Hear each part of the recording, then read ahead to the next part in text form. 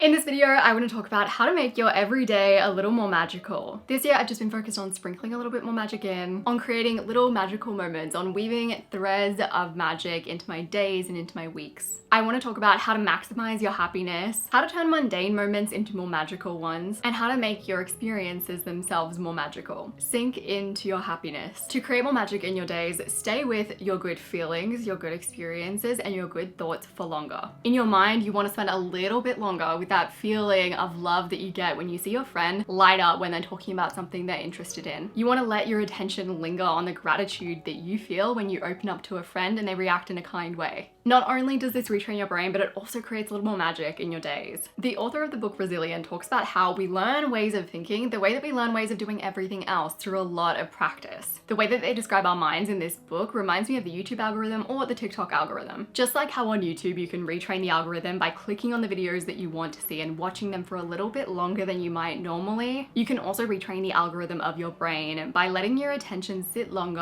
on the good stuff in life. The good feelings, the good thoughts, the good experiences.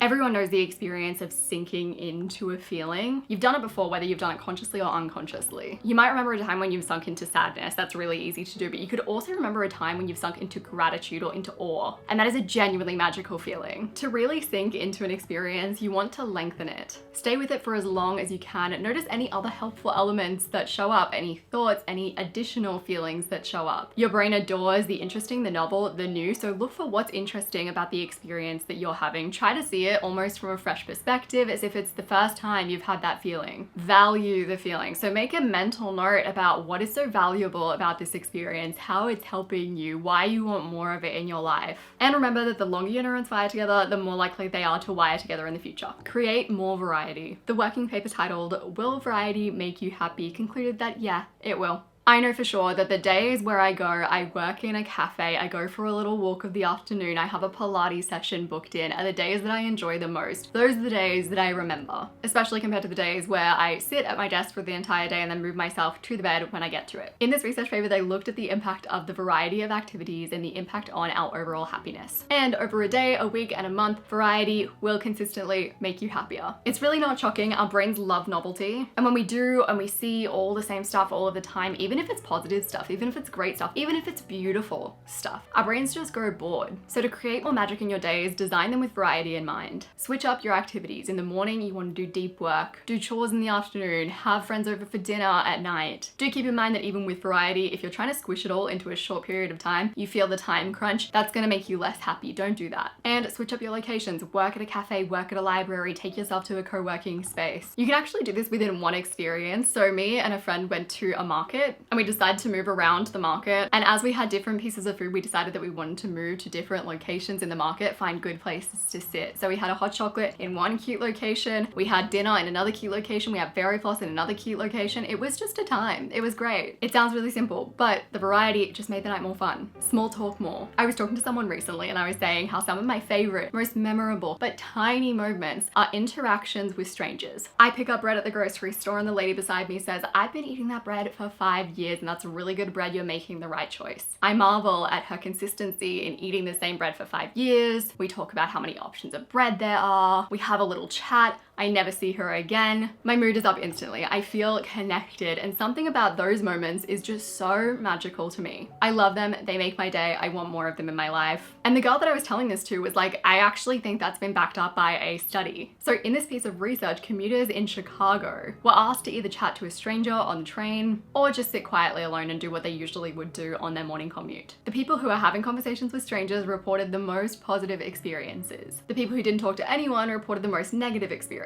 Interestingly, among the people who talked, the people who had the longer conversations reported the highest happiness. 2 ways to open up little interactions with strangers are, firstly, make a comment about something that you guys are sharing. I've seen this represented as a triangle. So the lady making a comment about your bread in the store, perfect example. It's like a shared experience, a shared thing that you both are looking at or noticing. It's something you kind of have in common that you can make a little comment about. Secondly, give a compliment. I still remember to this day nearly all of the comments that I've gotten from strangers that were compliments. Someone that I barely knew went out of their way to say something nice to me. It's gonna stick in my memory. The girl that told me that she loved my necklace when I bought a donut from her months ago, I remember it. The person who told me I looked like a fairy embedded in my brain, never gonna forget it. Compliments can be really good starting points for conversation. They might tell you where they got the thing, a little backstory about whatever you complimented, or just some other remark that you can kind of riff off, or they might just leave it at that and say thank you. Either way, you're gonna feel good for giving a compliment, they're gonna feel great for getting a compliment. From this day on, let's all compliment more. Mix plans in with nature. There is a whole book called The Nature Fix that is filled with studies and anecdotal evidence about how good nature is for us as human beings. All I know is that when I get outside, when I get a lot of green therapy in my life, I feel lighter, I feel better, I feel more alive. And I feel like we innately know, like at our core, that we need nature, we need more nature than we're getting. And of course, the research backs it up. The more time that you spend in nature, the greater reported levels of well-being. You'll experience improved cognition, creativity, your stress and anxiety is gonna go down. All of the good things happen when we touch grass, when we look up at the sky, when we walk through trees. When I was actually planning this video, I was trying to think of my most magical moments to pull from, and half my magical moments were from nature. A moment of looking at the sky through the trees on a hike, embedded, snapped into my memory. Watching the sunset on the beach, climbing a bunch of rocks to get to the end place in our walk. These are the moments that felt the most magical, and they're also moments that you can create by mixing your everyday plans with nature. Instead of staying at the coffee shop to have your drink, take it to the nearest park. Instead of a gym session with a friend, try doing a 40-minute hike with a friend. Instead of a dinner at a restaurant, get your takeaway, take it to the beach, watch the sunset. Get ambient lights. I'm someone who really doesn't like winter, I really don't like cold nights, but if I chuck on a candle, put on some ambient lighting, get out a book,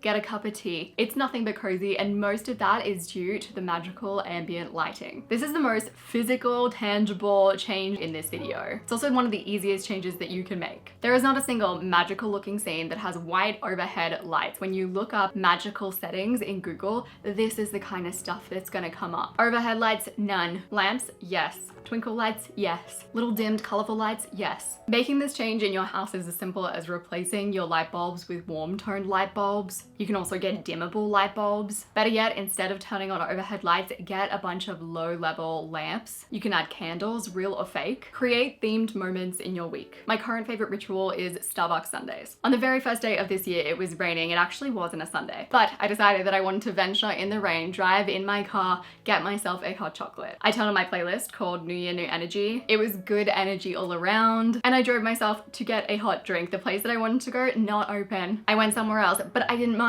because it was the experience that I enjoyed. It was the ritual of it. It was so nice and cozy. I felt so content. I was in just the right mind space. And I was like, I want to do this more often. So I decided Starbucks Sundays. I try to treat this as a time where I pay extra attention to all of the little details as I'm driving. I'm feeling extra gratitude. What I'm not saying is that you need to do Starbucks Sundays. What I am saying is that we should all be implementing little nice rituals that we can go back to that feel a little bit magical. And your ritual does not need to be an alliteration, although alliterations are great. These can be rituals that you have with yourself, like Starbucks Sundays, or they can be rituals that you have with someone else. These don't even need to be rituals that you keep up throughout the whole year. As we know, variety keeps things interesting. You can do Starbucks Sundays this quarter, switch it up to something new next quarter. If you liked this video, you'll almost definitely like my video on how to create more memorable moments. That's a great follow-up to this video, actually. The video that I talk about that in is titled How to Create Your Best Year Yet, but it is all about creating memories, which is just a topic that I'm really interested in. So I'm gonna have that link on the screen as well as down below. I appreciate you so very much, and I will see you soon.